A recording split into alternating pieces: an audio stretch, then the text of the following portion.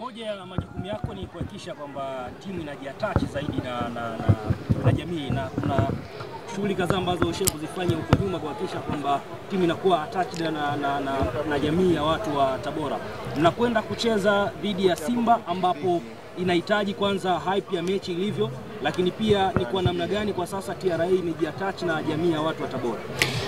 Nafikiri jana tulikuwa na hamasa ya mtaa kwa mtaa na tumezunguka katika maeneo tofauti tofauti, japokuwa hatujafika maeneo kwa maana ya kuimaliza Tabora yote, lakini ule sasa ulikuwa ni mwanzo. Ule ulikuwa ni mwanzo, na malengo yetu na mipango yetu sisi ni kuhakikisha kwamba wana Tabora wanakuwa karibu zaidi na TRA United Sports Club, na sisi TRA tunakuwa karibu zaidi na Watanzania, tunakuwa karibu zaidi na wana Tabora, tunakuwa karibu zaidi na kila Mtanzania. Ndio maana umeona jana tumeweza kupita, tulianzia maeneo ya sokoni tukaenda na maeneo mengine. Kwa hiyo huu taratibu wa nyumba kwa nyumba, zoezi la hamasa mtaa kwa mtaa, zoezi la hamasa nyumba kwa nyumba, chumba kwa chumba, tumelianza sasa jana, na haitoishia jana tu. Kila mechi ambayo tutakuwa tunakwenda kucheza ndio utakuwa utaratibu huo. Kwa hiyo mimi niwaambie tu wana Tabora, bado tunaendelea kuwaomba kwa nguvu zaidi kwamba endeleeni kutupa support, endeleeni kuwasapoti wachezaji. Na leo tumefurahi mashabiki wamejitokeza kwa wingi, lakini tu sisi ndo kitu ambacho tunaweza tukasema kwamba tunaomba radhi kwa sababu tumeshindwa kuwapa ushindi, kitu ambacho leo hii walikuja wakihitaji timu iende kupata matokeo mazuri. Lakini hilo sio na wasiwasi, tunaamini mechi zinazokuja tutakwenda kufanya vizuri zaidi. Christina, unawatizama benchi la ufundi, makocha leo pale, ile inakupa picha gani?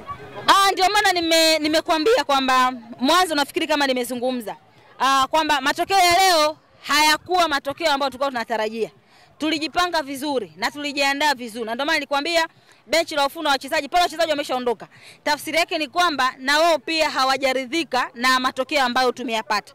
Lakini sasa kwa kikao hicho ndio maana nimekwambia tunampa nafasi sasa kocha pamoja na wachezaji kwenda tena kukaa chini kutathmini mechi ya leo, kuangalia nini ambacho kimefanya tumeweza kushindwa kupata alama tatu, kwa sababu mechi tulikamata na tulitengeneza nafasi nyingi. Katika nafasi ambayo tulitengeneza tulikuwa tunapasa lile goli lilikuwa nazungumza jana, goli mapato, goli risiti, goli makadirio, leo tulikuwa nayo hapa, lakini imetokea bahati mbaya. Lakini naamini kwamba ninaamini hii nafasi ya leo, changamoto ya leo ambao tumeshindwa kuitumia ikawa faida kwetu, inakwenda kutoa darasa, na wachezaji pamoja na kocha watakaa vizuri na watajipanga na wataangalia, watasawazisha kila kitu na tutarudi kwa bora. Lakini narudia tena, yani watu wasio wanyonge kwa sababu leo hatujamfunga Mashujaa wakashindwa wakasema kwamba sasa kama TRA imeshindwa kumfunga Mashujaa itawezaje kufunga Simba Sports Club? Simba Sports Club tutakuja kumfunga hapa. Yani kuna ile tunasema nani aishangaze dunia, ndio hiyo tutakwenda kuishangaza dunia. Yani Simba Sports Club tarehe 30 hapa anatuachia pointi 3. Kwa hiyo narudia tena, yani watu msiwe na wasiwasi na mechi ya leo, msiwe na hofu na matokeo ya leo. Matokeo ya leo tumeshayaacha hapa, tumeacha pale kwenye benchi, tumeacha hapa kwenye uwanja. Lakini tarehe 30 dhidi ya Simba Sports Club pointi 3 tunachukua.